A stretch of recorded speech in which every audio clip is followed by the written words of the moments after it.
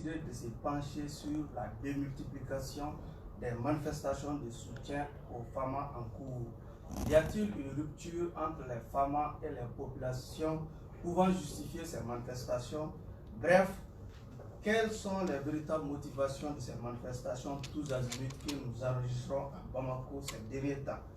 Pour vous rendre transparent les enjeux de ces mouvements spontanés de soutien à l'armée malienne, nous avons fait appel à 4 panélistes, pas des moindres. Il s'agit bien sûr de Nyakoro Yesamake, qui est porte-parole des candidats pour le Mali. Il est en cours de route, donc il va prendre le train en marche. Également, nous avons fait appel à Youssouf Mohamed Ali Batili, qui porte la parole du CDR. Bonsoir, M. Batili. Bonjour.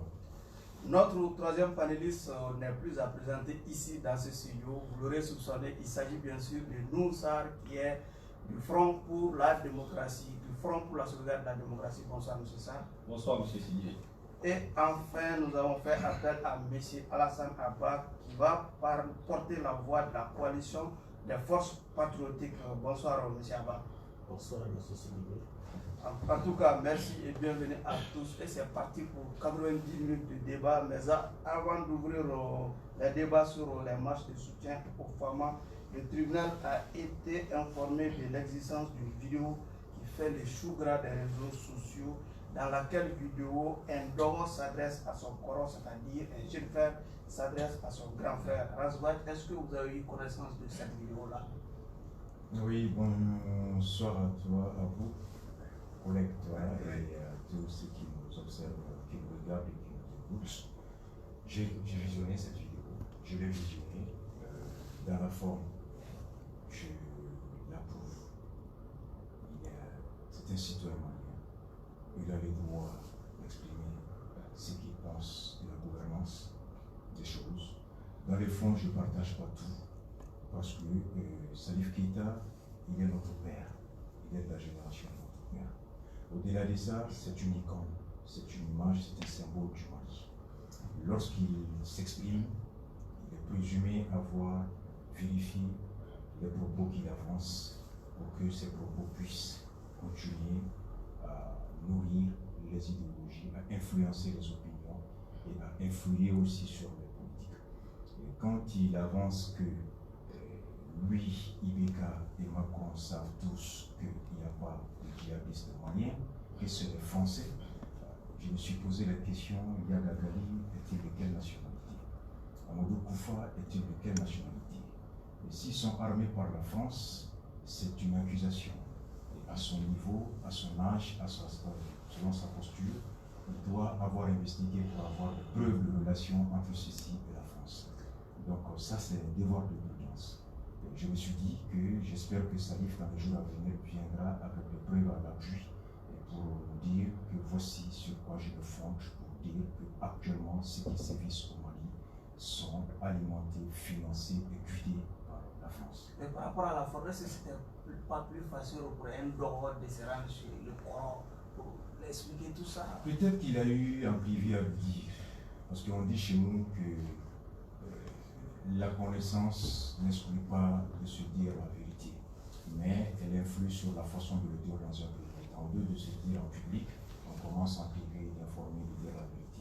C'est à défaut d'être entendu qu'on est obligé de sortir la place publique pour que l'opinion puisse aussi se joindre à la personne qui annonce et pour pouvoir faire changer celui à qui il pour lui dénoncer, il annonce la vérité. Donc je présume que Salif a dû en privé lui dire tout ce qu'il a sur le cœur, ce qu'il a de conseils à lui donner, mais qu'il estime que ceci n'a pas été entendu. Parce que Salif, au-delà de son âge, est dépositaire par sa fonction de musicien de nos vertus, gardien de nos vertus, de notre tradition.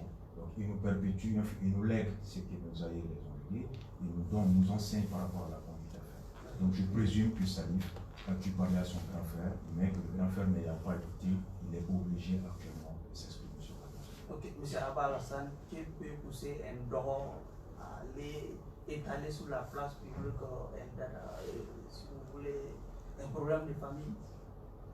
Bon, vraiment, moi, je rejoins un peu M. Rasbat, sauf que moi, je dirais que je ne partage pas du tout la façon de faire de Salif. Salif est un grand musicien, c'est un homme. Là, vous contrariez Razvat Oui, qui approuve la forme. non, j'approuve quelque part.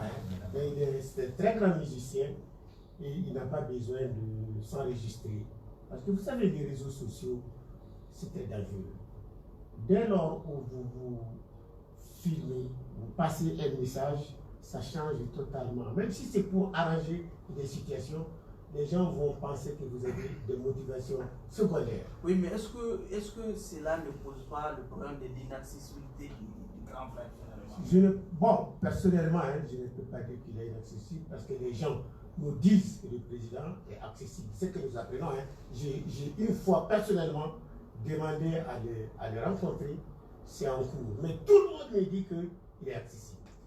Sur ça, je ne peux pas dire qu'il est inaccessible. Je n'ai aucune preuve qui nous montre que le président est vraiment inaccessible. Même pour des tierces personnes, à fortiori, Salif, qui est quand même un Keïta comme lui, c'est la famille. Et au-delà de ça, c'est un grand ambassadeur qui est respecté, que tout le monde s'empresse à recevoir. Donc le président de la République ferme les portes à Salif Keïta pour une communication aussi urgente. Sincèrement, je ne pense pas que ce soit le cas. Peut-être qu'il y a un non-dit, et ce non-dit-là, vraiment, chacun aujourd'hui au Mali, c'est pas lui seulement, aujourd'hui c'est un phénomène à la mode de s'enregistrer et de se mettre à parler. Ceux qui ont des arguments parlent, ceux qui n'ont aucun argument aussi parlent.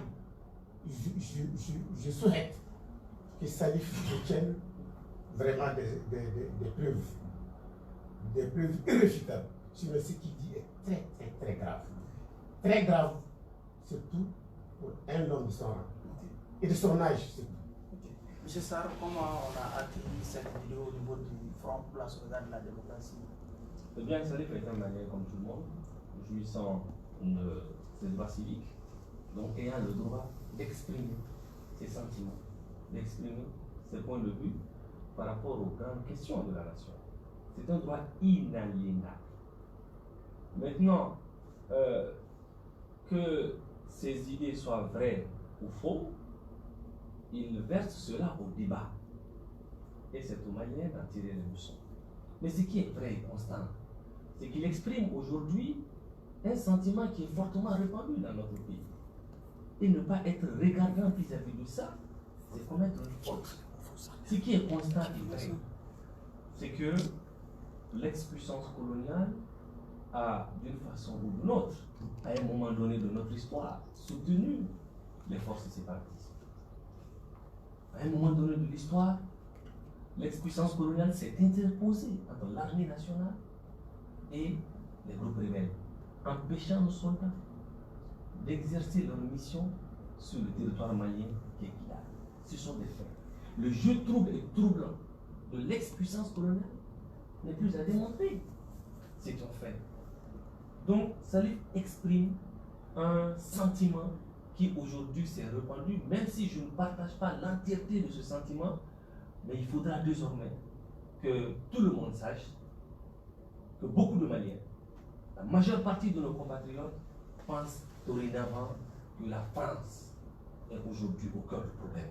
C'est à nous de trouver aujourd'hui les solutions. C'est à nous de trouver les explications. Par rapport au fait que c'est son logo ou c'est son Coran, je ne suis pas d'accord avec mon grand frère d'en face. Le chef de l'État n'est pas un homme accessible. Les ministres ont passé 2 ans au gouvernement et n'ont jamais eu de tête-à-tête avec lui. C'est extrêmement difficile. Salif étant en pleine, conformant à la tradition mandingue, il n'a pas prononcé le nom du chef de l'État. Il n'a prononcé que Coran. Ça a son sens dans la culture mandingue. Il a prononcé Coran 17 fois. Et dans un calme olympien, sans hausser le ton, il a dit ce qu'il pense, il a dit son sentiment et c'est son droit le plus absolu. Ok, Aswad, vous semblez vous démarquer du contenu de cette vidéo. Pourtant, quand vous écoutez les analyses, les gens disent carrément que Salif a dit tout haut ce qu'une écrasante majorité de la population ne mérite pas. Vous savez, c'est pas ce qui est répondu qui est forcément vrai. Ça est un président du parti politique. À ce titre, il a des obligations morales prudence par rapport à tout ce qu'il dit, à tout ce qu'il pose, parce que ça engage la crédibilité de son mouvement. Et de par la confiance que beaucoup de militants le suivent, prennent pour ce qu'il dit comme vrai, parce qu'il le présume d'avoir déjà vérifié avant de se prononcer. C'est pourquoi, à l'époque, lorsque le député de l'Assemblée avait, avec le même ton plus virulent, je lui ai dit de faire attention sur ce même plateau. Je dis, c'est un député. Il présente plus de 60 000 Maliens. Au-delà de ça, il est le représentant de tous les peuples maliens. Sa voix porte, sa voix pèse par rapport à la voix de celui qui est comme moi, comme toi dans la rue. On peut dire ce qu'on veut. Mais ça n'aura pas au même impact que celui qui est investi de pouvoir public ou de notoriété publique. Vous voyez, pourquoi la vidéo de Salif fait partie? Beaucoup de gens se le disent, ça passe, ça n'a pas autant d'effet. Celui qui est accusé, il ne répond pas à tout le monde. Il répond pour quelle raison? Pas que pour le fond, mais pour la stature de la personne qui porte. Vous voyez, c'est pourquoi je commençais par dire que Salif, c'est mon père à moi. Deuxièmement, il est une notoriété. Il est l'identité du peuple malien. Troisièmement, à l'intérieur, Salif, il y a beaucoup de milliers de Maliens qui l'influencent. De l'extérieur, il y a beaucoup de citoyens de par le monde qui connaissent le Mali à travers sa musique. Donc tout ce que Salif fait, dit à l'extérieur, engage la tradition, l'image du Mali. À ce titre, il a une obligation de prudence. Vous dites que beaucoup de gens se partagent. Oui. Mais parmi ces beaucoup, combien ont posé le vrai diagnostic? L'accusation est bien claire. Financement des djihadistes. Déploiement des djihadistes. C'est différent d'obstruction à l'entrée de l'armée. C'est des accusations. Il est un intellectuel. Je t'ai empêché d'entrer ici dans le studio est différent que je finance ça pour te tuer. C'est pas la même chose. C'est ce qui est grave.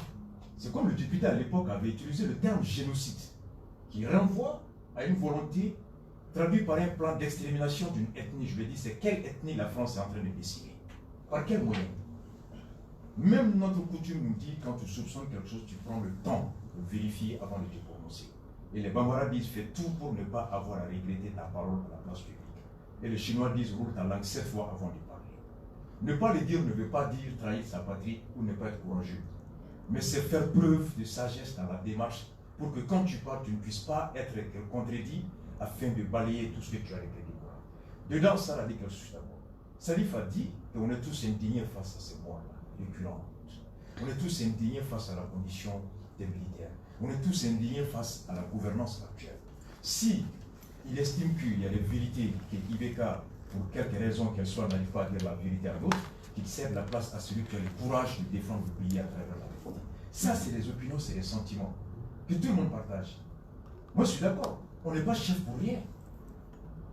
C'est son opinion. On est tous indignés par ces morts-là. On est tous solidaires avec ça. On est tous frustrés. On veut tous qu'on en sorte. Mais c'est quand il dit qu'on sait tous que Ibeka le sait, que lui, il le sait. Donc lui et Ibeka savent quoi que le peuple malien ne sait pas par rapport aux éléments de preuve. C'est là que je dis, j'attends Salif de nouveau. Il dit, Ibeka, vous le savez, je le sais, et Macron le sait, que s'il n'y a pas de djihadistes au Mali, c'est la France qui envoie des gens.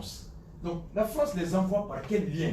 Est-ce que tout Français sur le terrain malien est là sur injonction, bien sûr, ordre de la France? À ce que je sache, Turquie, le président turc, il n'y a pas 2 semaines, après son offensive contre les forces, il avait mis, je ne sais pas, il avait à peu près mis les quelques terroristes dont il s'apprêtait, parmi lesquels il y avait des Européens. Il les a expédiés certains chez eux. Ok? Et parmi lesquels il y avait des Français. L'État de la France a été accueillir ces terroristes à l'entrée pour immédiatement les poursuivre sur le terrain.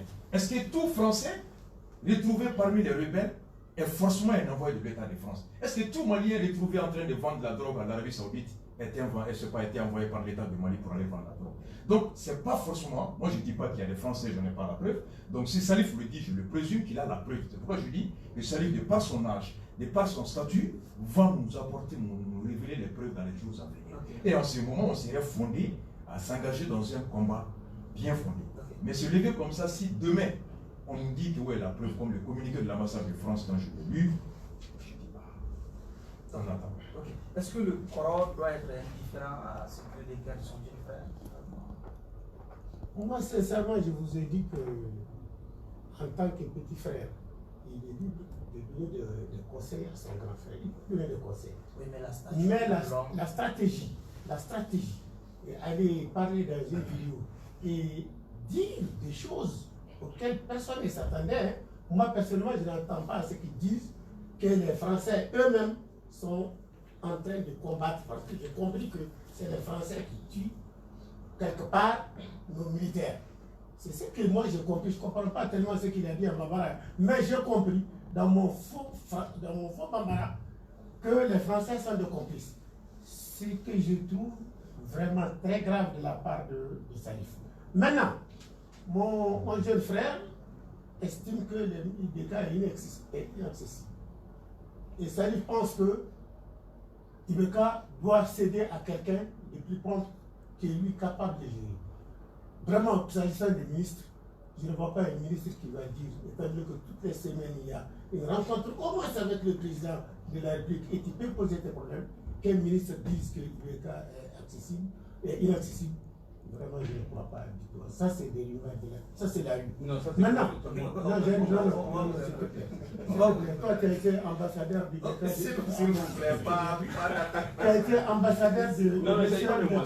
S'il vous plaît. S'il vous plaît. L'inaccessibilité du IBK, s'il est, en tout cas, ce n'est pas pour les ministres, parce que toi, tu n'étais même pas là. Il a dit que même les ministres disent que l'IBK est inaccessible. J'ai dit, pour moi, un ministre, c'est quelqu'un quand même qui a la latitude de rencontrer l'IBK et à tout moment pendant le conseil des ministres. Maintenant, qu'on nous dise qu'il cède à quelqu'un à qui il va céder. Voilà la question. Parce que nous sommes dans une république qui a des lois. Même si IBK quittait aujourd'hui, le processus est connu. C'est lui qui doit venir là. Il est connu. C'est le président de l'Assemblée nationale naturellement qui doit assurer l'intérim. C'est pas quelqu'un d'autre. Maintenant, sincèrement, ce que je ne comprends pas, c'est céder à quelqu'un qui peut. Quelqu'un qui peut. Quelqu'un qui peut. Et il a répété ça une fois. Une fois.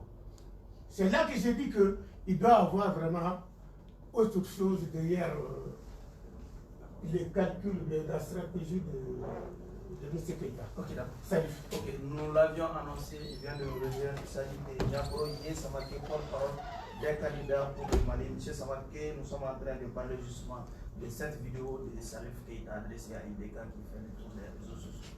Je salue Salif Keïta, je le soutiens pleinement. C'est le cri de cœur d'un Malien devant une situation très grave. Ce n'est pas la première fois que nous entendons ce cri. Combien de Maliens expriment la même chose? Salif n'a aucun mandat de peuple. Salif n'est pas un élu. Il a le libre champ de s'exprimer, de dire ce qu'il veut dire, de ce qu'il ressent pour le Mali. Et en tant que Malien, je le félicite, je l'encourage et je le soutiens dans ce qu'il dit. Il n'appartient pas à Salif, comme mon jeune frère vient de le dire, de donner des preuves. Il appartient à la France de donner des preuves qu'il n'est pas en train de faire ce que Salif déclare. Mais la France l'a déjà fait avant la sortie de la c'est la même chose, il n'a pas donné de preuves. La France opère de façon opaque au Mali. Les missions françaises, c'est seulement récemment que certains membres des forces de défense et de sécurité du Mali accompagnent la France dans certaines missions. Pendant combien de temps les Maliens sont restés sans information sur les activités que mène la France dans le septentrion malien? Cela n'est pas normal. Le peuple malien est un peuple reconnaissant et nous l'avons démontré pleinement quand François Hollande est venu au Mali. Ensuite, quand les Maliens ont été privés d'accès au nord du Mali, spécialement de Kidal, il a été laissé libre champ à l'imaginaire du Malien. Nous pouvons imaginer tout ce qu'on veut, exactement comme Salif Keïta, parce que la France a délibérément occupé le nord du Mali dans l'opacité sans l'accompagnement du peuple malien.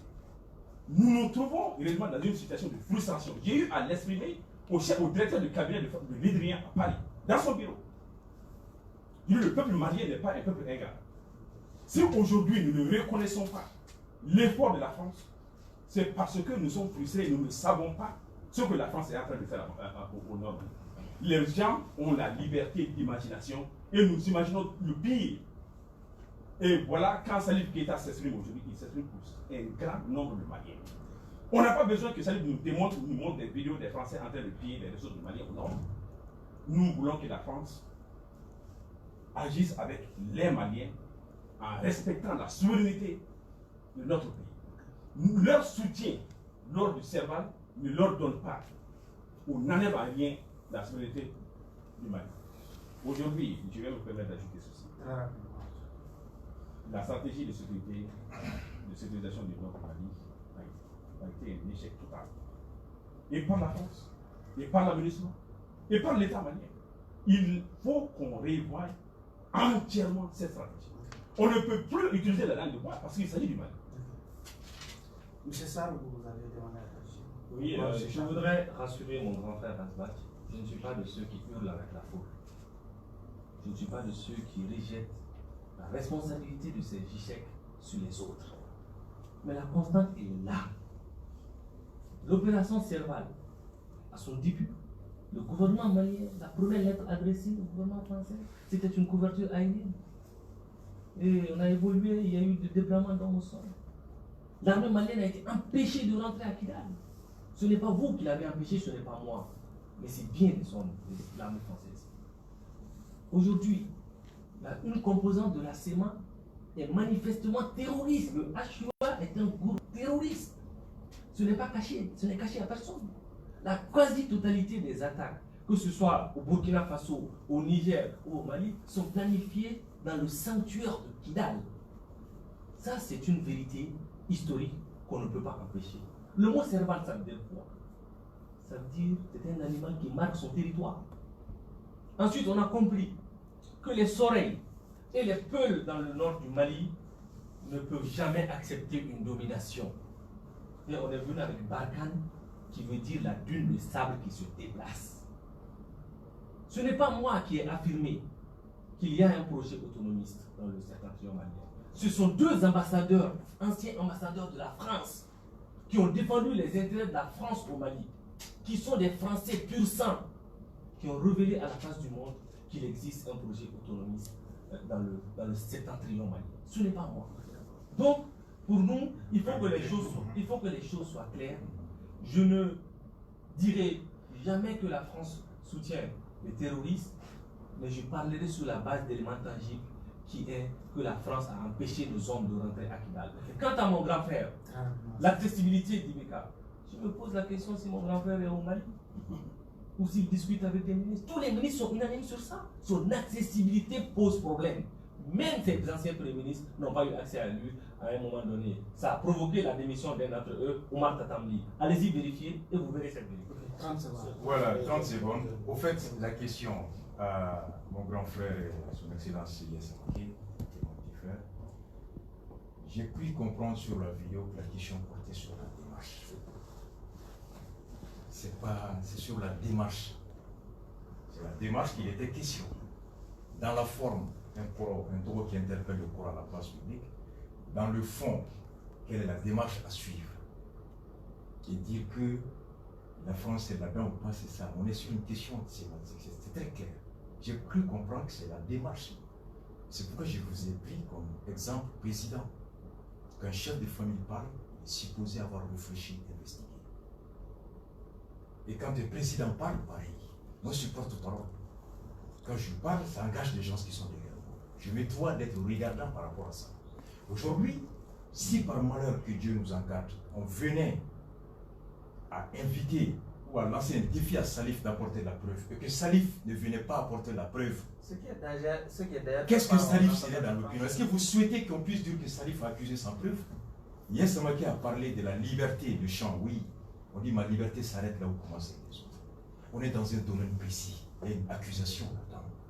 Et on dit par principe moral et juridique qui c'est à celui qui accuse d'apporter la preuve. Ce n'est pas celui qui est accusé d'apporter la preuve de sa défense. C'est celui qui accuse d'apporter la preuve. Même chez nous, à Bambara. Non. J'arrive. Et Mibet Djalaki, qui est Blanika Djalaki dans le non, pas dans le cas de Non, je dis, moi, c'est ma conception. On va parler. J'ai pas compris, j'ai pas fini. On a parlé de ça, vous n'étiez pas là. J'ai dit que le député a parlé parce qu'il est une autorité. Salif, parce que c'est une autorité publique. C'est un citoyen malien. Plus que ça. Pourquoi la vidéo? Beaucoup de gens disent ça. Mais est-ce que la France répond à tout le monde? Non, il y a certains indicateurs. La France a senti que Salif a parlé pour un grand nombre de Maliens. Excuse-moi, non, en en fait, je ne vous ai pas interrompu. Moi, je dis que ce que Salif a dit, vous savez, j'aurais aimé la même démarche responsable. Nous, on a eu ça à dire ça à un certain niveau.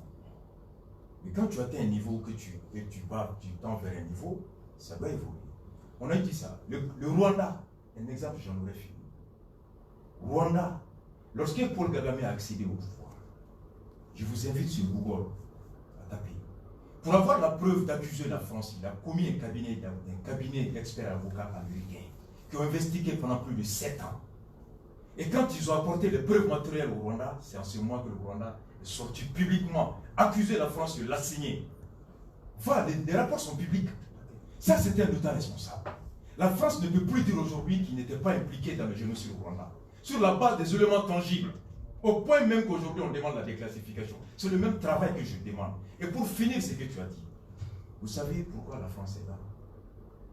Il est un parti politique. Vous êtes un parti politique. Serval est venu sur la base d'une demande écrite. Barkhane est la suite à un accord de défense adopté à l'Assemblée nationale par 135 voix. 0 contre. L'accord de défense, c'est ce qui donne une couverture juridique à Barkhane. Non, l'accord est venu couvrir Barkhane. Barkhane est arrivé avant l'accord. C'est ce que je suis en train de vous dire. Au Niger, c'est au Tchad. C'est ce que je suis en train de lui dire. Non, c'est ce que je suis en train de vous dire. Vous lisez le traité. Quand Serval est parti, il fallait avoir un maillage, un cadrage juridique pour l'opération française sur le sol malien. Et cet accord-là a été signé en mois de juillet 2014 entre Bandao et Ledrian et passé en 2015 devant les députés qui l'ont adopté. Et c'était un accord pour 5 ans. Et qui a l'autorité d'établir un accord et d'évaluer un accord? C'est l'Assemblée. Quel député à l'Assemblée nationale a élevé ou même demandé une mission d'évaluation de la présence des Français ici par rapport au cadre de coopération légale autorisé par l'État du Mali? C'est là que je me dis que c'est facile de se taire et de laisser l'opinion, les rumeurs se répandre dans la ville pour ensuite venir dire que c'est le Malien de majorité le pense. Et si ceux qui avaient la vérité se taisaient, par finir, la rumeur finit par s'imposer comme la vérité, quel député à l'Assemblée a dit non? À ma connaissance, je crois que c'était le député du Sali. À ma connaissance. Tous les députés ont dit oui, ils ont donné un cadre juridique. Et quel député a demandé l'évaluation de la présence française sur le sol malien par rapport au cadre juridique qui est leur raison de présence? Mais non, si les députés ne parlent pas, vous qui les avez autorisés à rester, les députés qui les ont autorisés à rester, les députés qui ont défini leur cadre, n'évaluent pas. Et le gars de la rue commence à dire que la France est là pour piller. Le député se tait. Pire, le député sort même dire que vous faites du génocide. Mais ce député a oublié le vote qu'il a fait, l'autorisation qu'il a accordée, c'est ce que j'appelle de l'irresponsabilité intellectuelle et politique. Comme le Rwanda, l'État du Mali doit s'assumer. Comme le Rwanda, les députés maliens doivent s'assumer en revoyant le cadre, le comportement français par rapport au traité. S'il vous plaît. Donc, mais c'est pas vous noyer, c'est vous qui êtes dans le fond. On va évoluer. On allait venir. S'il vous plaît, on va évoluer dans les S'il vous plaît, on va évoluer dans le fond. On va évoluer dans les débats, s'il vous plaît, d'une vidéo à une autre. Le tribunal a également été informé de l'existence d'une vidéo en provenance de l'aéroport international président Modibo Keïta, dans laquelle vidéo les policiers sont absents dans leur box, laissant le passage libre aux passagers. Monsieur et son excellence Yassama, est-ce que vous avez eu connaissance de cette vidéo également? Il faut qu'on évolue. Oui, non, on peut évoluer, mais réellement, vous savez que ce débat, on ne l'a pas épuisé. Et quand c'est un sujet très important, et je n'ai eu à dire que quelque part. Parce que vous étiez en retard. C'est vrai. Ça, c'est l'objet de ma présence ici, de parler de cette situation. C'est très grave. Non, c'est que nous vivons aujourd'hui au Mali est très grave. Il ne faut pas qu'on déplace le débat. La France est venue pour un objectif, pour une mission spécifique. La MINUSMA est au Mali pour une mission spécifique. Les forces armées maliennes sont là pour sécuriser notre territoire et aussi nos biens. Qu'est-ce qui se passe aujourd'hui? L'instabilité progresse. Malgré la présence de tous ces acteurs multiples. Quelque part, il est temps qu'on se dise que ça agit. Ce dont je ne suis pas d'accord, on ne peut plus parler de justice, on ne peut plus parler de légitimité, de légalité, autre chose. D'abord, pourquoi sont-ils là? Si cette mission n'est pas accomplie, C'est quoi la mission? Quel est le mandat de Barkhane? Leur mandat, C'est quoi?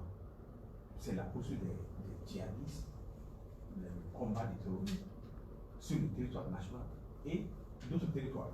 Je vais vous lire le mandat. Non, non, C'est non, ça, non, on va- je l'ai pas. On va évoluer.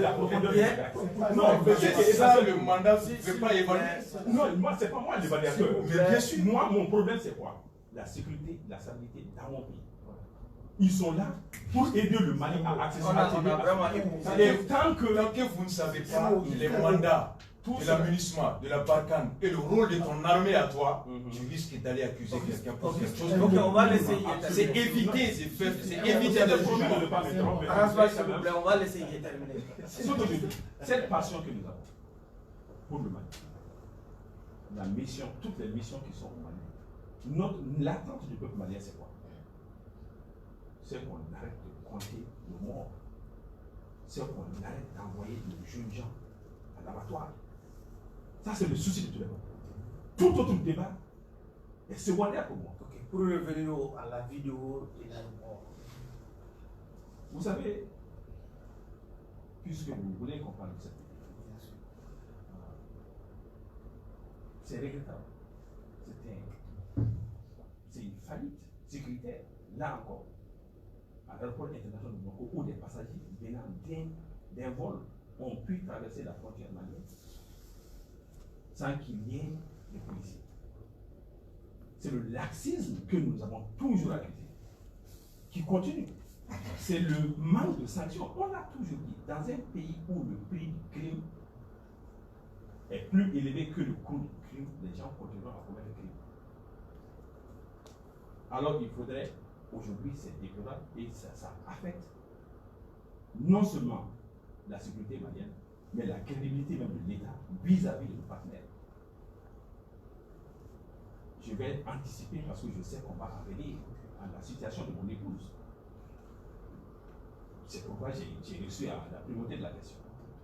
C'était une, je veux dire, c'est vrai qu'il y a eu une faillite sécuritaire. L'arme dont elle disposait est une très vieille arme et elle a pu traverser une frontière, la frontière malienne, avec l'arme qui a été occultée, juste auscultée parce que l'agent de sécurité n'a pas regardé les gars. L'arme a été visible, c'est l'image du scanner. Elle est allée à Paris dans un avion où elle n'a pas tué une seule mouche dans ce vol. Elle est arrivée à Paris, elle a été interceptée. Ils l'ont harcelée. À Paris, on l'a condamné à 8 mois de prison après ceci, avec 5 000 € d'amende et l'interdiction de toucher. C'est déplorable. Mais nous n'avons pas accusé la police de l'air et des frontières. Nous avons dit ça arrive. Parce que est-ce que c'est pas votre statut d'ancien ambassadeur qui a peut-être Absolument influencé ces policiers qui étaient en procédure? Non, j'étais là personnellement. J'ai encouragé et j'ai soutenu mes enfants pour qu'ils se soumettent librement à la fouille. Ils ont été fouillés, non seulement par le scanner, mais aussi ils ont ouvert les valises et ils sont fouillés. Ce qui est arrivé arriva, ce qui devait arriver arriva. Nous avons payé le prix fort. Nous aurons pu être protégés par la police de l'air du Mali, même qui est là pour cela. Mais puisque ça a échappé à cette vigilance, nous avons payé le prix fort. Mais aujourd'hui, cette vidéo renforce cette même thèse qu'il faut qu'on change les habitudes. Comment ça par rapport à cette vidéo? Nous le disons depuis toujours, le Mali est un État failli et corrompu. C'est évident. Et aucun communiqué venant de quelque autorité que ce soit ne peut changer cela, cette conception que nous avons du Mali aujourd'hui. Le Mali d'aujourd'hui. Hein. Donc, c'est clair, l'aéroport de Bamako c'est une passoire. c'est la légèreté. Et le directeur de la police des frontières n'a pas autre chose pour dire que les agents étaient absents. C'est scandaleux. La crédibilité du Mali aujourd'hui est mise à mal par une gouvernance chaotique, parce que ça c'est un élément de la gouvernance. C'est un élément incontestable de la gouvernance. Quand dans un aéroport, qui est la porte d'entrée, la principale porte d'entrée de notre pays, on ne peut pas assurer la sécurité, on laisse l'épouse des ambassadeurs partir avec des armes à feu sans contrôler. Même quand on contrôle, c'est pas que l'arme soit aperçue sur l'écran, mais c'est qu'on détecte qu'il y a une arme. C'est ça le contrôle. Bien sûr. Donc très sérieusement, le Mali est à lambeaux par la faute d'une gouvernance calamiteuse à tous les niveaux. Que vous allez dans les hôpitaux, dans les écoles, dans les universités, dans l'administration publique, où l'administration publique, les bureaux sont devenus pratiquement des marchés, où on vend des bissap, on vend un peu de tout. Les gens rentrent dans les institutions comme au marché. C'est ça la vérité.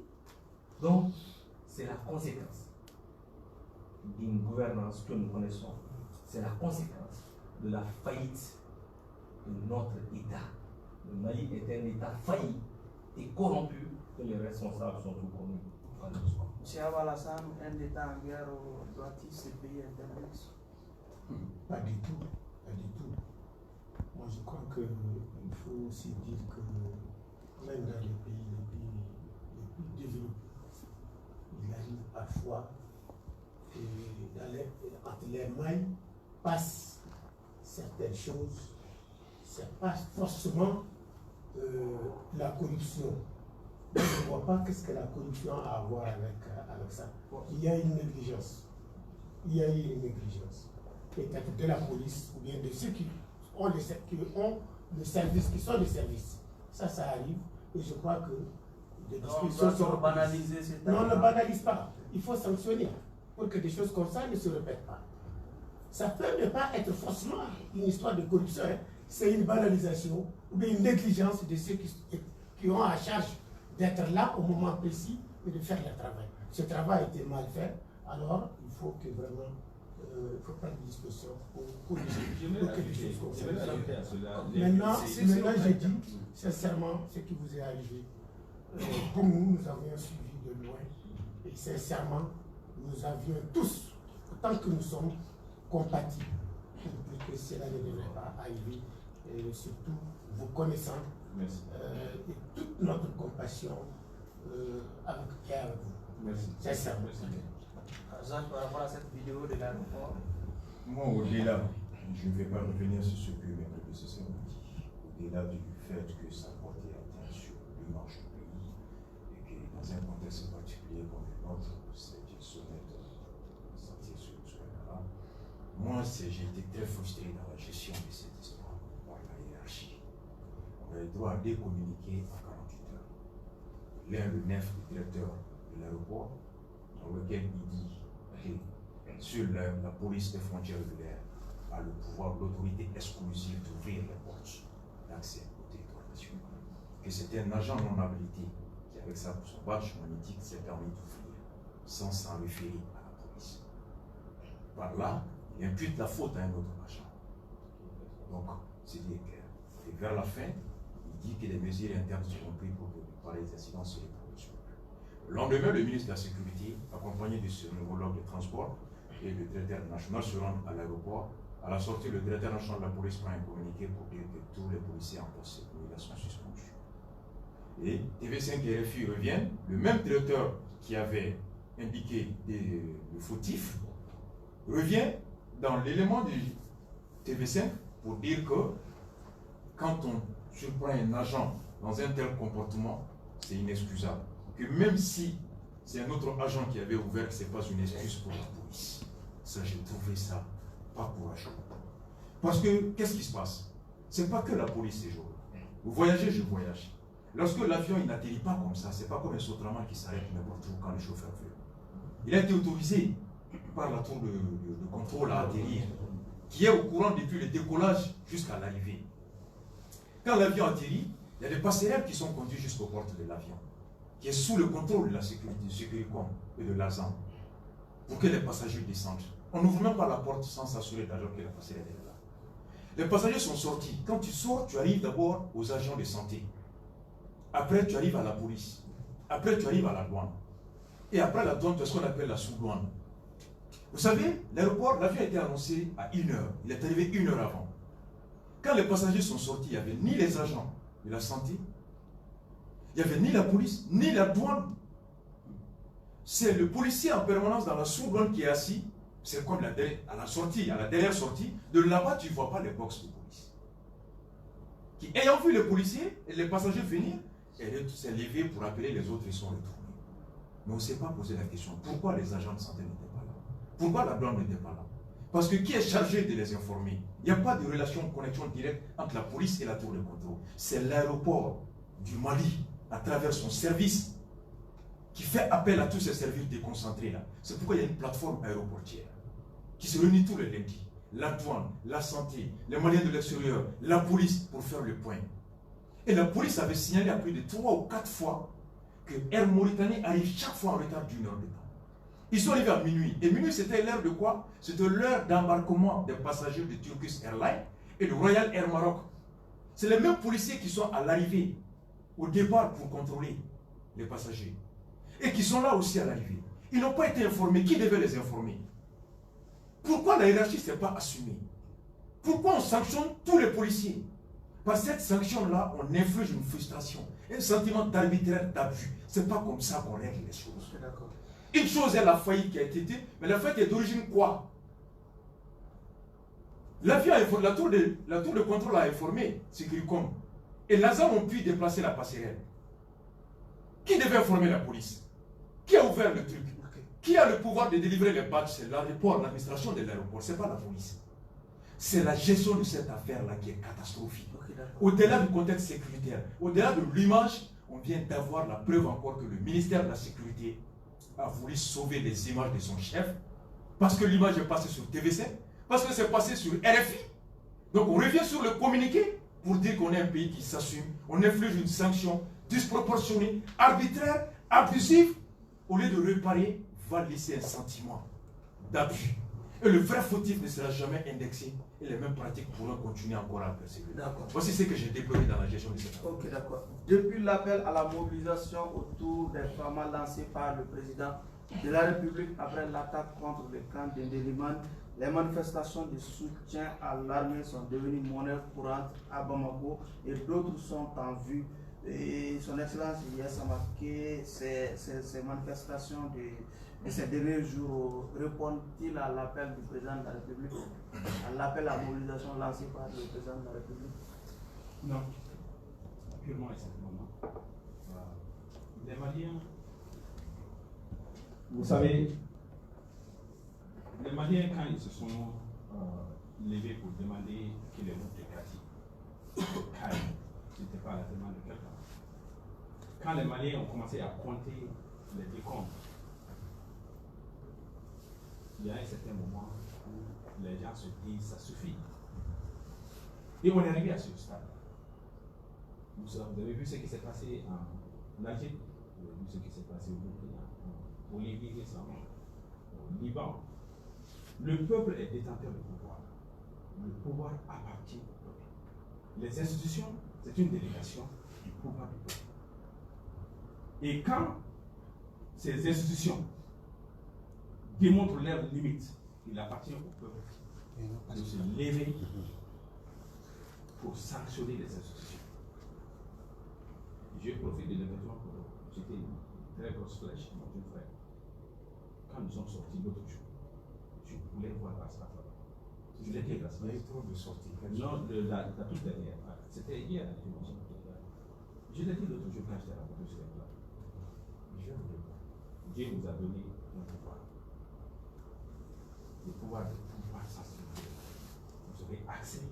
L'un des figures publiques, l'une des figures publiques là, qui parvient à mobiliser les plus grands. Quand ils aiment soutenir les femmes, j'aurais souhaité voir Asphalt sur ce plateau. J'aurais souhaité voir comment ça s'appelle, le live de Facebook en train de mobiliser, sensibiliser les Maliens pour soutenir les femmes, quelles que soient les raisons. Je me dis, mais où est Raspat? Vous n'étiez pas là. Utilisez ce grand pouvoir que vous avez pour faire des grandes Ce n'est plus une flèche, c'est finalement un appel. Parce qu'il n'était pas là, c'est la flèche. Et je l'invite à utiliser son pouvoir de mobilisation. Raspat aurait pu être le héros. Il a frôlé ce statut, mais il a bifurqué pour aller se retrouver presque dans la même crédibilité que les autres compagnies. C'est une grande perte pour lui-même.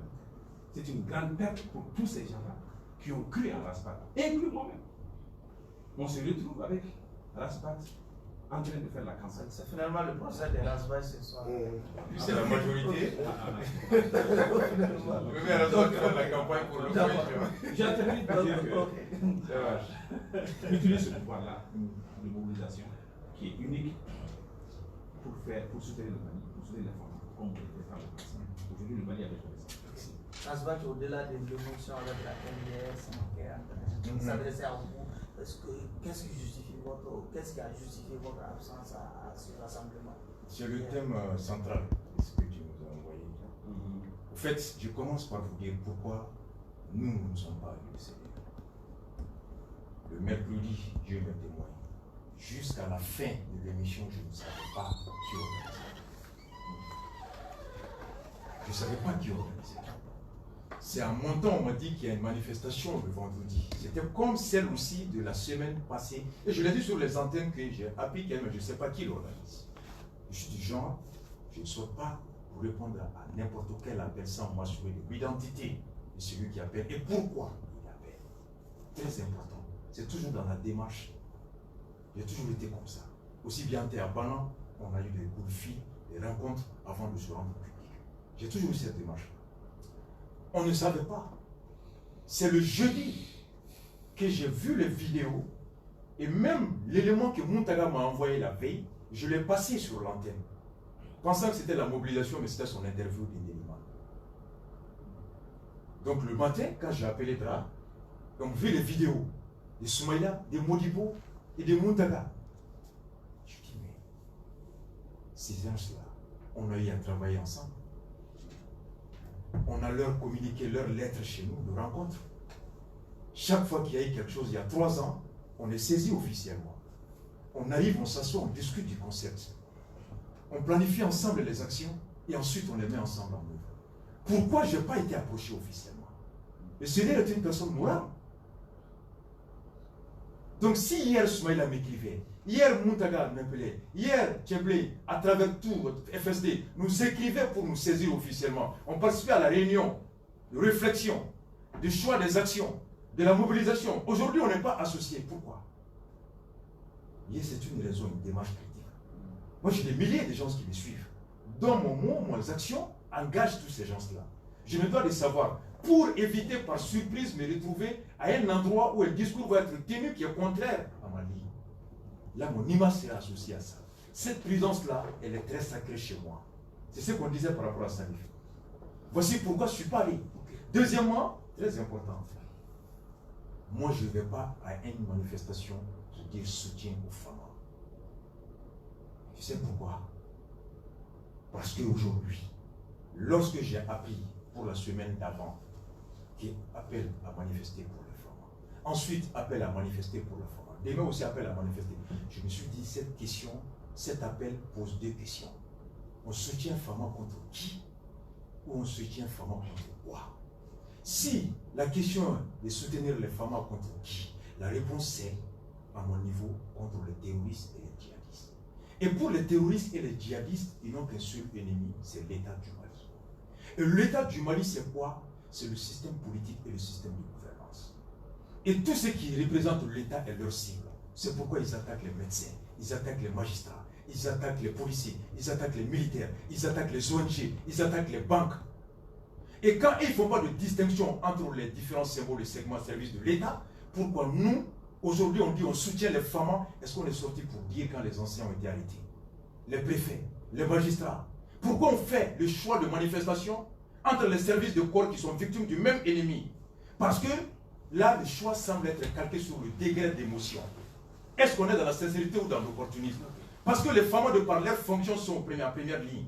Ils subissent les conséquences. En sortant pour dire, je soutiens les femmes, tout de suite il y a l'émotion. Mais il y a eu des enseignants qui ont été tués, des banquiers ont été tués, des ONG ont été tués. Pourquoi on n'est pas sorti? Moi, face à l'agression de l'ennemi qui ne fait pas de distinction, je m'attends à une réaction uniforme et unifiée. Ok, d'accord. On doit tous sortir pour dire non, mais pas soutenir les femmes. Les femmes ne sont pas le seul. On sort pour dire quoi? Mais on sort pour dire que l'État est éteint. On est contre l'ennemi. Je soutiens l'État du Mali. Ça ne veut pas pour autant dire que je cautionne le système de gouvernance. Faites pas de la différence entre l'ennemi. En faisant ça, vous créez un sentiment de traitement différent entre les services de l'État. Et ça fait le jeu de l'adversaire. Vous êtes... C'est voilà. Juste peut-être... Non, juste peut-être... Non, vous allez avoir... Allez-y. Oui, juste une seconde. Je peux juste dire à Rasbat, il a ses raisons, il a ses raisons. Je dis, nous devons bien vous répondre. J'aurais aimé être invité. Très bien. Je vais te dire, moi je n'ai pas été invité. Je suis allé. On a dit soutien aux femmes, je suis allé. Et l'amalgame qu'on peut faire, dire qu'en soutenant les femmes, on ne soutient pas les enseignants ou les autres. Non, je dis, moi on ne soutient pas. Je dis, la réaction est de nature à créer un sentiment. Une réaction différente dans le Voilà, mais ça fait juste. Je voulais dire, moi, c'est juste le terme. Oui, mais je voulais dire juste soutenir les femmes aujourd'hui. Comme dans tous les pays, il y a le soutien aux forces armées françaises, il y a le soutien aux forces armées américaines. C'est normal, parce que c'est eux qui défendent les enseignants, c'est eux qui défendent les mecs. Sans vous couper la parole, à chaque attaque que j'ai vue des terroristes contre la France, toute la classe politique confondue est sortie pour faire quoi? Même de l'intérieur. Même de l'intérieur. Et là, je n'ai pas vu une classe politique sortir dire que je viens soutenir les soldats. Okay, c'est la France qui a été. Ok, nous, le ça. 11 septembre aux États-Unis, c'était la nous, ça, s'il vous plaît, les femmes sont-elles en mal de soutien populaire? Non, mais avant, il convient de clarifier certaines choses qui ont été dites par notre Basrat. Vous avez peut-être raison, vous n'avez pas été invité. Mais regarde votre raisonnement. Même si vous aviez été invité, vous ne serez pas venu. Non. C'est ce que vous démontrez. Non, vous n'avez pas. Vous dites, vous faites pas pour clarifier, pour vous permettre d'aller juste au point. Je dis que je n'ai pas été invité, qu'à cela me tienne, je ne sais pas les motifs réels. Soutenir Fama contre quoi et quoi, je n'ai pas la réponse. C'est le jury, je l'habille. Donc vous n'êtes pas. On n'a pas les éléments suffisants. Vous n'êtes pas dans le soutien. Pour ne pas courir le risque, c'est pour ne pas courir le risque de retrouver. Être surpris par des propos, des actions qui sont contraires. Là, c'est devoir de prudence là. Bon, vous savez tout pour moi que quand une organisation appelle, il y a forcément une déclaration. Et c'est l'ensemble de ceux qui organisent, qui se mettent d'accord sur la déclaration. On va laisser ça terminer. Mais ça, vous convenez avec moi qu'une déclaration ne s'improvise pas. Non, pas du tout. Il est préparé en amont. Mais bien sûr, c'est ce qui a été le cas. C'est ce qui a été le cas. Tout le monde est associé. Mais c'est ce qui a été le cas. Pourquoi on n'a pas été associé? Donc c'est peut-être regrettable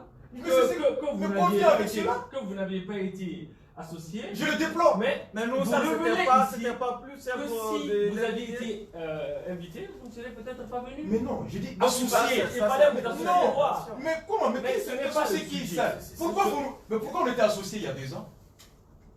Pourquoi on n'est pas associé aujourd'hui? Vous êtes J'étais un organisateur. Vous avez adressé une lettre à Muntaka? Muntaka était là? Alors, au comité de rédaction de communiqué? S'il vous plaît. Choquel était là? Soumane était là? S'il vous plaît.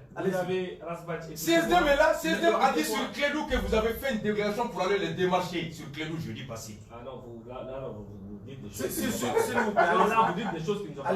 Ils disent qu'ils sont venus nous voir pour nous parler du janvier. Voilà pourquoi on se bat. Je vous en prie, il y a eu plusieurs réunions préparatoires. On n'a jamais reçu une invitation. Plusieurs syndicats. Est-ce que vous se sont réunis? Est-ce que toi ça? Est-ce que vous non, est-ce que tu nous as écrit? Non, pas du tout. Est-ce que tu nous as écrit? On va organiser la parole. Tu peux nous en prendre, s'il vous plaît. Non, moi je n'en parle pas. Vous, c'est lui qui a évoqué la question. Non, mais je vous dis moi je vous pose la question. Maintenant, je vous pose la question. Pourquoi vous, ça, ayant constaté notre absence aux réunions préparatoires, vous n'avez pas manqué d'attirer l'attention? Très bien, vous répondre. Allez-y, ça. Pourquoi?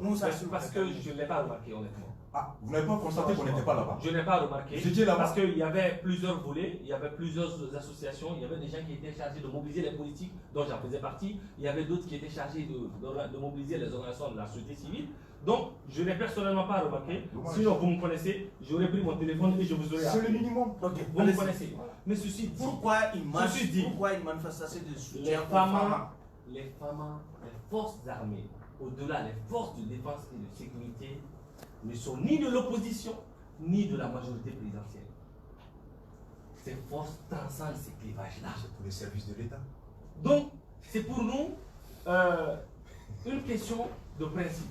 Mon grand frère a dit ici, quand le juge Soumalé a été tué, est mort en captivité, mais l'opposition s'est mobilisée. Le juge Soumalé est le grand frère de mon collaborateur. Nous avons fait ce que nous faisons. Il n'y a jamais eu un travailleur de l'État qui a été embastillé par les terroristes et que l'opposition n'a pas fait un communiqué ou mené des démarches. Ah, j'ai parlé de réactions disproportionnées. Cela est une évidence. Donc vous voulez tous les jours que l'on se mette dans la rue, alors que les FAMA sont ceux-là qui sont chargés d'assurer votre sécurité, vous et nous, y compris ces enseignants. Pas que les formations.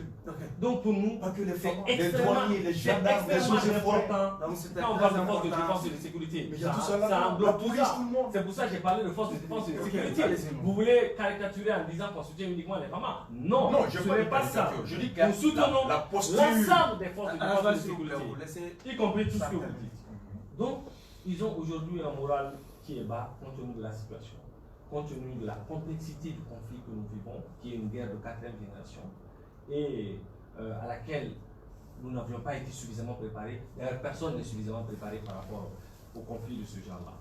Et nous estimons que ce soutien est un soutien qui exprime notre rejet de la corruption au sein des forces de défense et de sécurité, notre rejet du détournement des ressources de ces pauvres militaires qui meurent en assurant notre sécurité. Nous avons exigé que dorénavant, qu'à chaque fois qu'un militaire malien tombe sur le champ de l'honneur, que l'on fasse tout, que l'on mette tous les moyens de la République pour rapatrier son corps afin qu'il puisse avoir tous les honneurs et être enterré dans la dignité.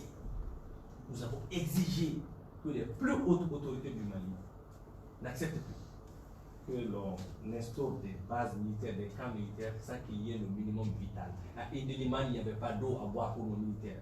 À Bouloukessi, il n'y avait pas d'eau à boire pour nos militaires. Nous estimons que cela doit cesser.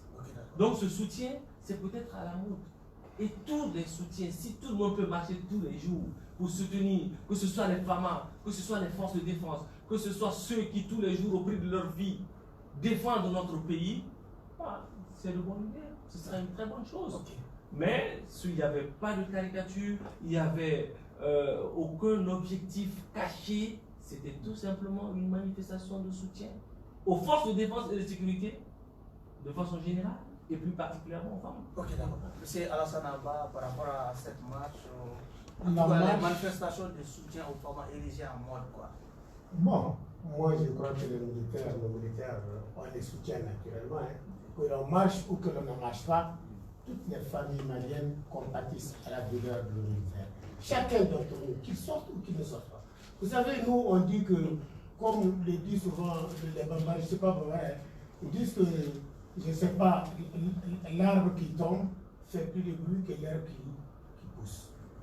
Nous, personnellement, je ne suis pas parti à ces manifestations. Je ne suis pas parti, mais Dieu seul sait le soutien que j'ai pour notre armée nationale. Merci. Et je crois que il faut qu'on sorte du cinéma. Il faut qu'on sorte. On n'a pas de besoin fou. de On n'a pas besoin de ça. Ce qu'il faut maintenant, pour prouver qu'on soutient notre armée, c'est les actes. C'est les actes qu'il faut désormais poser. J'arrive. Vous avez parlé. Allez-y. Et puis vous avez monopolisé pratiquement les S'il vous plaît, allez-y. J'ai dit qu'il faut poser des actes. Parce qu'aujourd'hui, dans certains pays, quand ils ont connu les mêmes troubles que nous, mais c'est les citoyens eux-mêmes qui sont partis volontairement s'engager. Quand la France a été occupée elle-même, mais les Français sont partis eux-mêmes s'engager volontairement, des civils, des militaires, tout le monde, tous ceux qui sont engagés et qui veulent changer la situation, sont partis s'engager eux-mêmes. Dans l'armée, ils ont fait le combat auprès des Arabes. Mais nous, on soutient, on ne fait que marcher. Marcher. Alors qu'on reproche à notre armée, et c'est ce qui s'est dit, parce qu'il faut dire les choses par le nom, on dit que notre armée n'est pas performante. On dit que les gens ne sont pas courageux. On dit que les gens ne sont pas braves. Mais les Maliens qui sont braves, puisqu'ils aiment le Mali, qu'ils sortent et qu'ils actent et qu'ils aillent au front. Non, j'arrive. Qu'il aille au front, laissez-moi finir. Qu'il aille au front, qu'il aille combattre, qu'ils mettent leurs biens, qu'ils laissent tout et qu'ils investissent. Mais ces milliardaires qui sont là, ils sont capables d'organiser des marches simplement pour dire qu'on soutient, mais ils ne sont pas capables d'organiser les jeunes Maliens eux-mêmes pour que les vrais Maliens aillent sur le front et qu'ils se mettent à défendre le Mali, comme ça se doit dans des pareils secours. Parce qu'en réalité, Barkhane, la France, tout le monde, personne ne libérera le Mali à part les Maliens eux-mêmes. Tant que les Maliens ne vont pas comprendre que c'est leur sang qui doit être versé, que c'est eux qui doivent être sur le front, que c'est eux qui doivent prendre le risque et qui ne pleurnichent pas à chaque fois qu'il y a un mort. Il y aura des morts si on veut sauvegarder notre pays. Si on veut sauvegarder notre indépendance, il y aura des morts et plein de morts. Mais il faut accepter, payer. Mais est-ce que la marche n'est pas une manière d'extérioriser ce que vous Je suis d'accord, je dis, c'est pas mauvais. C'est une façon de réarmer moralement tout le monde. Que tout le monde soit prêt. Moi, je ne condamne pas la marche. Mais je dis que vraiment, au fond de moi, qu'ils sachent que l'on passe ou que l'on ne passe pas, le soutien à l'armée est une obligation pour tout Malien digne. Ce que je vais ajouter à ce que vous dites. Mais il faut dépasser maintenant la mobilisation des foules et des paroles. Il faut aller de l'avant, sinon le Mali ne sera jamais libéré. C'est une logique. Un exemple. Vous savez, nos avions qu'on critique là, les avions, moi je ne suis pas certain qu'on ait des pilotes aujourd'hui maliens, bien formés pour faire les combats. À quoi sert un avion lorsque le pilote qui doit les piloter même, c'est un mercenaire ou quelqu'un d'autre qui n'a pas. Moi j'arrive, je peux simplement vous dire que les responsabilités, elles ne datent pas d'aujourd'hui. C'est des vieilles responsabilités cumulées de 60 ans d'incurie, 60 ans de façon de faire, qu'un seul homme est obligé de payer aujourd'hui parce que c'est lui qui est là aujourd'hui. Parce que nous avons l'impression qu'au Mali, les gens pensent que quand un État est violé dans son existence, nous sommes dans une situation particulière. Tout ce que le Mali peut faire aujourd'hui, sans exception, tout ce que nous pouvons faire, j'ai dit tout ce que nous pouvons faire pour libérer ce pays est notre plein droit. Absolument. Ceux qui sont là pour nous aider sont là uniquement pour leur intérêt. Aucun pays n'est là par amitié pour nous. Leur agenda n'est pas nécessairement notre agenda. Ces sorties-là sont nécessaires. Nous les avons vues sur d'autres cieux. Ça permet de réarmer moralement non seulement l'armée, mais aussi le peuple, pour ceux qui vont suivre. Parce que nous ne pouvons pas rester là. Seule l'armée ne pourra jamais libérer le Mali. C'est le peuple malien qui peut le faire. Ce que nous n'avons pas compris, c'est que nos leaders n'ont pas encore compris, c'est que la solution n'est ni à Paris, ni à Bruxelles, ni à New York. Nous sommes en train d'aller à la quête de l'opinion internationale sans pour autant s'en référer à l'opinion nationale. Sans pour autant aller demander et sensibiliser à Sikasso, à Koutiala, à Kaï et dans toutes les régions du Mali. Si j'étais le président du Mali aujourd'hui, mon devoir premier serait de rassembler le peuple malien. Si je ne parviens pas à le faire, c'est-à-dire que je ne réussirai pas cette mission, la réussite aujourd'hui de la sécurisation, de la stabilisation du Mali et de la reconstruction dépend du rassemblement national. Rien d'autre. Ça, c'est le point de départ. Tout ce qu'on va faire avant de rassembler le peuple malien derrière notre armée, avant de rassembler le peuple malien derrière le chef suprême des armées, nous ne parviendrons pas. C'est là où, je le dis, l'État a failli dans ses dispositifs ou dans ses stratégies de sécurisation de l'eau. Je vais terminer par dire ceci. L'autre jour, quand je suis allé à la marche, j'ai interpellé. J'ai dit, aujourd'hui, la Barkhane qui est chez nous a failli. L'aménagement, la France et l'État malien, ensemble, toute la stratégie que nous avons mise pour lutter contre le terrorisme, pour lutter contre l'insécurité au Mali, le résultat est que toutes ces choses-là avancent. Le terrorisme avance, l'insécurité avance. Alors qu'on se dise clairement que ces stratégies ont failli, alors il faut aller à une nouvelle stratégie. Okay. Moussa, il y a d'aucuns quand même disent qu'au cours de ces différentes marches ou manifestations, on parle peu de l'armée, on parle plutôt Barkhane dégage, on appelle à la démission du président de la République. Bon, franchement, soyons sérieux. La marche a été organisée, il y a eu une déclaration qui a été lue, qui a été remise aux journalistes, qui a été signée par l'ensemble des organisateurs. Mais dans quel pays vous avez vu qu'on a, lors d'une grande manifestation de cette nature, on est allé voir chaque participant et leur dire voici ce qu'il faut. Non! Les responsables qui l'ont fait en connaissance de cause, en étant confiant sur un certain nombre d'éléments. Il y a une déclaration. La déclaration a résumé tout simplement le soutien à l'armée, le rejet de la mauvaise gouvernance, le rejet des détournements des ressources allouées à l'armée.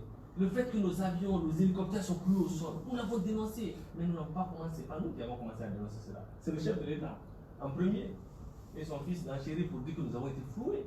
Donc, nous disons que... Non, vous avez commencé avant lui. Non, mais attendez, je vous dis... Ils n'ont fait que confirmer ce que vous disiez. Non, ce qu'on disait tous. Je vous en prie, nous avions dit que les avions, les hélicoptères n'étaient pas... n'avaient pas de viseur. Nous n'avions pas dit qu'ils étaient cloués au sol. Eux, ils nous ont mis dans la bouche que c'était cloué au sol. En tout cas, nous avons vu quelques parades. Nous avons vu quelques hélicoptères en l'air, nous avons vu quelques parades. Mais c'est le chef de l'État qui a mis sur la place publique que les deux hélicoptères étaient cloués au sol. Son fils a indiqué que nous avons été floués. Lors de notre manifestation, nous avons exigé que nous ne soyons plus floués. Nous avons exigé que les hélicoptères qui sont cloués au sol puissent démarrer le plus rapidement possible pour appuyer les forces sur le terrain. Nous avons exigé que toute la lumière soit faite autour des contrats d'achat d'armement. C'est notre rôle. C'est le rôle de tout citoyen d'exiger à ce qu'on gère bien ses ressources. Donc pour nous, il n'était pas question, vous savez, hein, nous sommes à l'opposition et nous, ça n'a pas peur. Si demain j'ai envie de demander la démission du Yurika, je le ferai. Rien ne m'empêchera de le faire. Mais cette manifestation n'avait pas pour objet de demander la démission de qui que ce soit. Cette manifestation avait pour unique but de soutenir les forces de défense et de sécurité dans l'exercice de leur mission.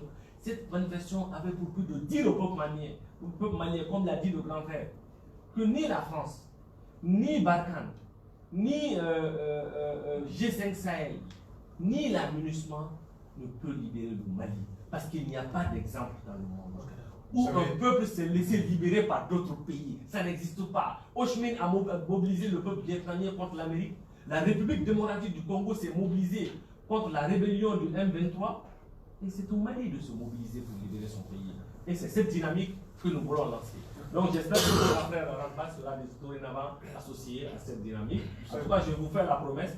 Toute manifestation que l'opposition va vouloir organiser, que ce soit dans le cadre du rejet de la gouvernance, dans le cadre du soutien à l'armée, je vous fais la promesse ici. J'adresserai personnellement une correspondance à mon grand frère Razbak et bon, on avisera à ce moment. Vous savez, c'est différentes marches. Je crois avoir en face de moi l'opposition et la majorité. C'est ça. Hier, il y a deux majorités. Et puis voilà, l'opposition. Vous savez, c'est qu'il y a quelque chose qu'on a toujours déploré. Il a dit, mon père, dont nous continuons à perpétuer et à subir les conséquences. C'est l'absence d'organisation. Marquis Mosiaga le disait. L'organisation manque à quelque chose, quelle que soit la vertu décidée. Nous, en 2014, lorsque la France empêchait nos armées d'entrer à Kidal et qu'on s'apprêtait à aller négocier, nous avons évalué le contexte. Les négociations sont une question de rapport de force. Nous étions faibles diplomatiquement, économiquement et militairement. Il fallait, en s'inspirant de Mahatma Gandhi et Martin Luther King, initier des actions pouvant porter des coups à l'intérêt du soutien de nos adversaires pour permettre à nos représentants d'avoir de quoi arracher l'essentiel. Ça a été le boycott des produits français. Quand on était négocié, qu'on est revenu avec ce qui était sacré pour nous, l'intangibilité, le respect de la forme publique et tout ça, tout le reste on dit, on les suit, on suit. Et lors d'une de ces marches, on a eu 3 à 4 réunions préparatoires, au cours desquelles on a dit on sort pour ça. Donc ça va servir à aucune tribune pour personne. Et au départ de la marche, on a informé la police qui est là pour nous sécuriser. Et nous avions nous-mêmes en notre sein une sécurité qui veillait à toute personne qui voulait profiter de notre marche pour tenir ou diffuser des choses. On a fait arrêter des gens ce jour-là, dont l'un de mes pères, Tabouré, du Sanfi. Des gens du Sad, et Rokia Sanogo, du Sadi, disent au contraire à notre marche. C'est cela aussi. C'est pourquoi la loi dit toute demande de marche est signée par 3 personnes qui s'engagent. Une marche obéit à un esprit, à un corps. On ne signe pas les déclarations et venir seulement, on se retrouve face à des choses et ensuite dire que ça, c'est pas nous. Non. La marche de la semaine surpassée, qu'est-ce qui s'est passé? Les gens ont été appelés soutien aux femmes. À un moment donné, certains ont sorti Ville Ibeka et puis ils se sont eux-mêmes entre-déchirés. C'est ce qui s'est passé. Est-ce que Soumaïla, je vois mal Soumaïla dire je permets qu'on brûle le drapeau de tel pays à une de mes marches? Je ne vois pas le Modibo Sidibé le dire. Mais c'est facile de dire qu'on ne contrôle pas tout le monde. Mais juridiquement et moralement, les organisateurs en sont les responsables. C'est cela aussi le sens de la responsabilité. Savoir s'assumer. C'est facile de dire qu'on a notre déclaration, on n'est pas responsable de tout ce qui s'est dit. Ça, ce n'est pas responsable pour moi. C'est pourquoi je dis, mieux vaut prendre part à l'initiative, à la préparation, pour ne pas surpris des choses qui sont contraires à ta valeur à toi. Voici ce qui est préalable. Et quand nos dirigeants continuent de manquer de cette préalable-là, hier, on va en amateur. Deuxièmement, on a l'opposition, on a la majorité. Au-delà du soutien du peuple, qu'est-ce que nous pouvons? On soutient tous l'armée, ça n'a même pas à se dire. Tous les jours, toutes nos émissions, c'est là. Si lui, c'est maintenant, ils ont compris que les avions n'étaient pas mal durant toute notre campagne, on a dit c'est des élites. C'est comme des tracteurs, ça ne bouge rien. On l'a dit pendant 1 an, jusqu'à Caïn, avec Soumaïla, la campagne là-bas. Vous pensez que ces marches-là visent d'autres objectifs? J'arrive, je dis que ça pose des questions. L'opposition et la majorité. Vous savez, toi tu n'es pas député, moi je ne suis pas député. Il est PFSD, ils ont plus de 20 députés. Qu'est-ce qu'on reproche aujourd'hui? Il a dit, il y a des questions. MINUSMA est là, Barkhane est là. Malgré tout, on continue à subir les conséquences de l'insécurité. Alors, Barkhane est là pour soi-même? Non. On les a autorisés. Qui l'a autorisé? Les députés. Qui a le pouvoir d'évaluer cet accord? Les députés. Est-ce qu'il y a eu une commission d'évaluation de l'accord de défense et de coopération avec la France? Jamais entendu par un député de l'opposition, ni de la majorité. MINUSMA, chaque année leur mandat est mis au renouvellement. Tu as entendu un député de l'opposition dire que le mandat de MINUSMA, s'il n'est pas élevé au chapitre 7, peut être renforcé, il faut que le Mali rejette? Jamais. Tous les ministres disent, à part le Sali, qui est sur sa ligne depuis le constat, tous ces leaders-là, Soumaïla, Modibo Sidibé, avec lesquels on échange, pour qui j'ai beaucoup de respect, Montaga, ils te disent tous nos partenaires, nos amis, ils sont indispensables. Mais quelque chose ne va pas. D'accord, ce que je dis? Donc moi je me dis, qu'est-ce qu'il y a aujourd'hui? J'en aurais fini. Nous, au niveau de la société civile, pour nous, c'est les hommes politiques qu'on paye avec nos impôts. C'est les élus à qui on a confié le pouvoir juridique de s'assumer. S'ils estiment que le cadre dans lequel la France évolue aujourd'hui n'est pas bon, alors qu'il nous sort le cadre juridique comparé au comportement de la France pour le décrier sur le plan international. C'est là je dis qu'on s'assume. Mais un député ne va pas ne va pas refuser de se servir de ce pouvoir juridique pour aller sur les tribunes, dire à Bassa, alors tu as le pouvoir d'évaluer, tu ne le fais pas. J'appelle ça pas sincère. Ça pose des questionnements, réellement. Qu'est-ce qu'on a Soumaïla a demandé tout de suite? Soumaïla a demandé une commission de parlementaires pour vérifier les 1250 milliards. C'est normal. Mais est-ce qu'on a demandé une commission pour évaluer l'accord de défense et de coopération française? J'aimerais que vous demandiez ça. Avant de donner c'est facile. Nous, ça, c'est facile. C'est ça la mission. Que chaque manifestation qu'on organise, on ne peut pas dire qu'on n'est pas responsable de ce qui se dit. Non, je ne vous ai pas accusé. S'il vous plaît, je ne vous ai pas accusé. Non, mais ne permettez pas mes propos. Je parle de manière générale qu'un responsable doit agir comme ça. Mais moi, j'ai dit que les gens ont indiqué leur ras-le-bol du régime. Ce n'est pas moi qui leur ai demandé. Il a dit que ce n'est pas responsable. Mais c'est toi qui as dit que tu ne peux pas aller voir chacun individuellement. Toi, Razbach, quand tu as appelé les gens à venir te soutenir en 2024 et qu'ils ont brûlé le tribunal, c'est toi qui leur as demandé de brûler le tribunal. J'ai jamais appelé. Non, on est en train de J'ai jamais appelé. Tu peux apporter la preuve. Ça, tu es le président d'un parti politique. Je te mets au défi d'apporter la preuve que j'ai appelé. Jamais. J'étais un garde à vue. Quand tu publies sur ta face, Mais c'est pas vrai, c'est pas moi, c'est faux.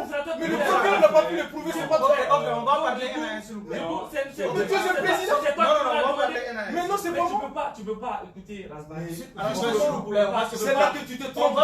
J'étais un garde à vue. Quand la hiérarchie gendarmerie est finie, j'étais un garde à vue. Moi, je peux créer une page et te forcer l'administration. Ça va rien sur moi. J'ai jamais appelé. Tu te trompes. Le reste, ça s'assume. Je crée une page. Ok, si vous avez épuisé votre temps, Je suis pas l'administrateur. Monsieur Abba, par rapport à cette question, Je vous mets au défi de le dire. L'administrateur de ma page, il est arrêté. Le voici arrêté.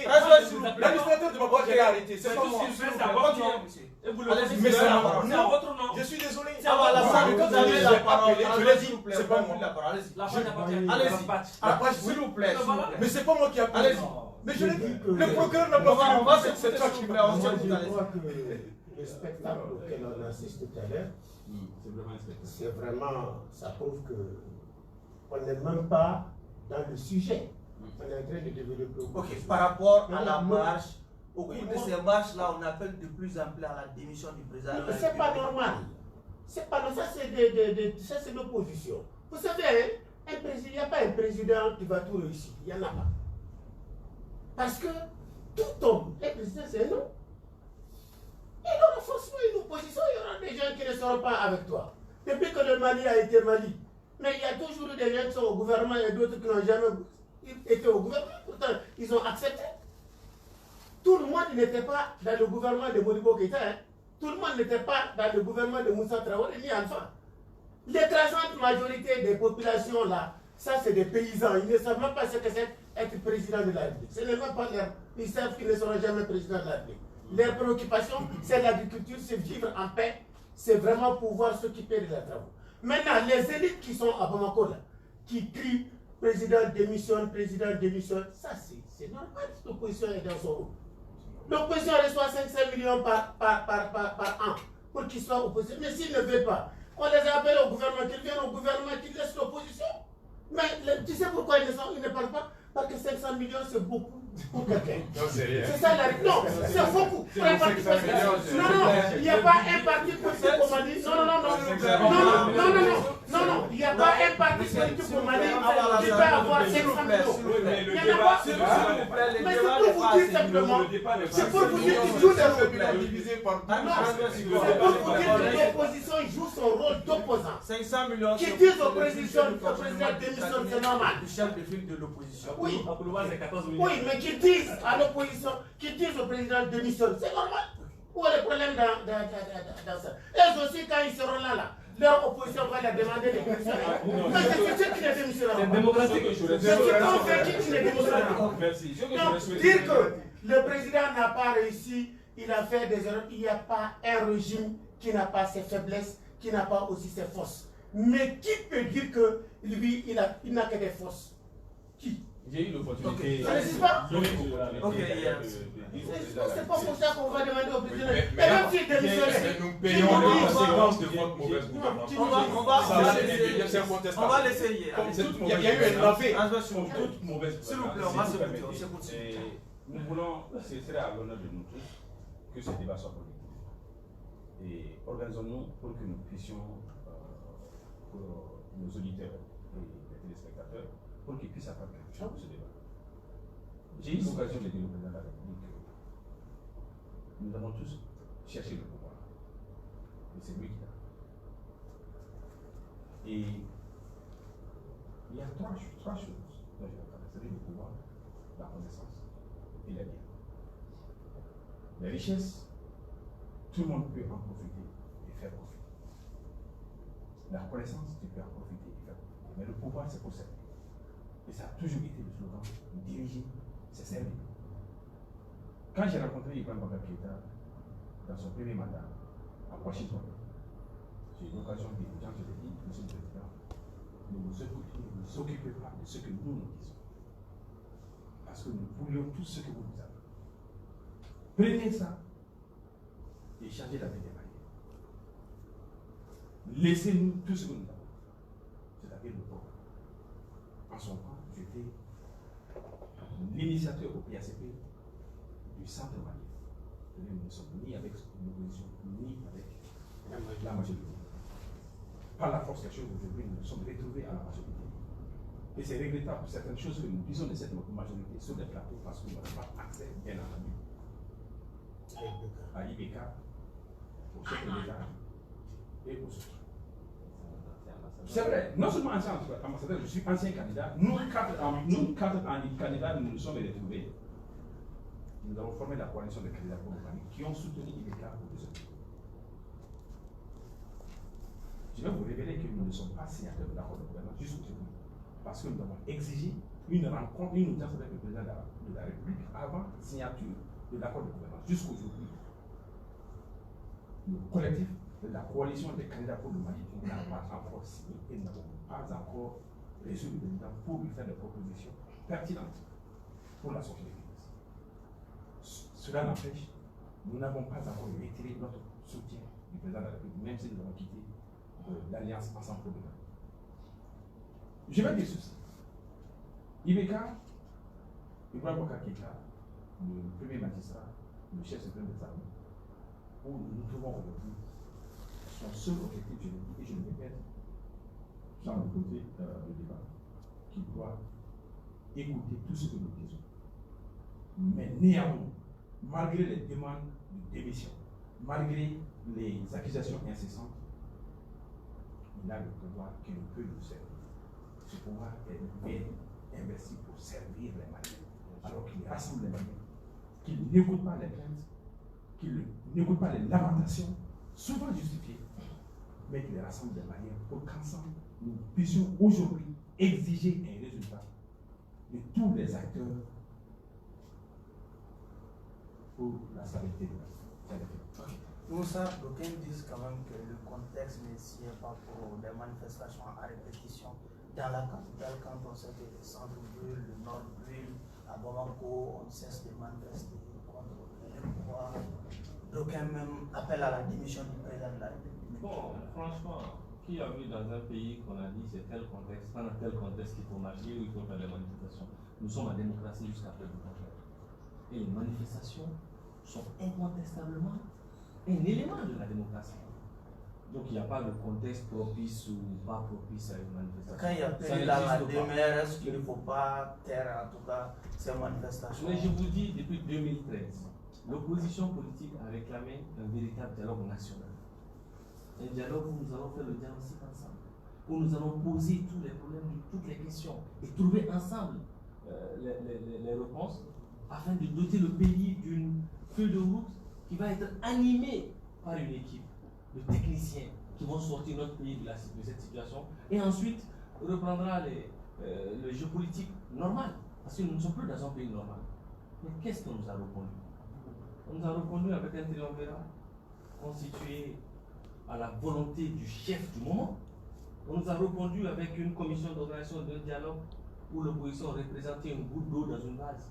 On nous a reconduit avec une interview dans Jeune Afrique où on insulte l'opposition, notamment son chef. Donc vous pensez que l'absence de cadre de concertation entre vous et le président de la République, nous avons estimé ces manifestations à répétition? Vous savez, quand vous empêchez, vous ne voulez pas que nous nous assignions et que nous discutons entre Maliens de nos problèmes, il y a plusieurs manières d'exprimer cela. C'est ce qui donne naissance à ces manifestations. Nous avons un chef d'État embastillé dans un cercle de flagonneurs. Des gens qui lui disent que sa façon de gérer est la meilleure façon. Le gréco-latin qu'il prononce, c'est ça. Le français qu'il parle, c'est ça. Les boubous qu'il porte, c'est ça. On ne gère pas un pays comme ça. C'est pourquoi nous estimons que l'opposition politique à la République du Mali est l'une des meilleures oppositions de l'Afrique, sinon du monde.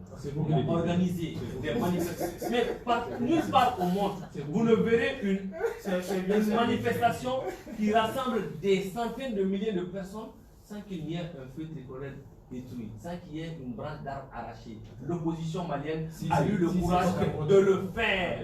Ça, C'est 30 secondes, leçon 30 secondes, on au me fait si qu'on a plus de temps. Moi je crois, contrairement aux deux frères, sincèrement, il y a un temps pour tout. Je veux simplement dire qu'aujourd'hui, la situation que vit notre pays doit nous commander une certaine modération. On doit faire attention. À tous les niveaux. À tous les niveaux, il faut faire attention. Moi, j'ai le privilège je suis venu de Tombouctou il y a 2 semaines. 2 semaines. Et je vous jure sincèrement, les Maliens croient qu'il y a un État comme auparavant. En réalité, le Mali ne vit que par des perfusions, des acrobaties. On fait tout pour que le Mali ne disparaisse pas. L'État n'existe pas. L'État n'existe pas. Et je dis, je me rappelle, j'étais enseignant à mon tout début, pour vous dire la grève que les enseignants avaient provoquée sur Moussa Traoré. Au même moment, il y a une guerre qui a éclaté au Burkina Faso. C'était une grève générale. Tous les enseignants ont repris le travail et le mot d'ordre a pris fin parce que simplement le Mali est entré en guerre avec un autre. C'est simplement pour vous dire que je m'attends aujourd'hui. Parce que la situation qu'on vit aujourd'hui est plus grave que celle que nous avons opposée au Burkina Faso. Parce qu'à l'époque, il y a une guerre, mais les Burkinabés ne tuaient pas les civils. Il n'y avait pas, ils ne posaient pas les bombes. Aujourd'hui, on a un État qui n'existe pas. Et devant l'inexistence de l'État, je crois qu'il faut revenir à l'essentiel. Toute l'opposition devrait se mettre en place avec la majorité pour travailler ensemble. 30 secondes à pouvoir dire au revoir, sinon c'est un peu quand même beaucoup. J'aimerais juste que l'ensemble de la classe politique le tienne. Et particulièrement aujourd'hui, l'opposition, parce que la majorité a fait son affaire d'échec. Quand il décrète, des avions sont tombés. Quand Kaï dit on n'a pas d'avion pour rapatrier les morts. Quand on dit il n'y a pas d'un franc dans la caisse, au-delà de ça, qu'est-ce que tu payes? C'est au moins 500 de responsabilité, il n'y a plus rien. 6 ans, ils ont fait 6 ans, on dit qu'il y avait, on savait 6 ans qu'il n'y avait rien, on s'est battu à nous dire, ils ont fini par reconnaître qu'il n'y a rien. Il n'y a pas d'armée. Qu'on arrête de se leurrer. Au même moment, qu'on soit responsable, on a un peuple qui est doté de la raison, capable de comprendre. On n'attise pas l'émotion.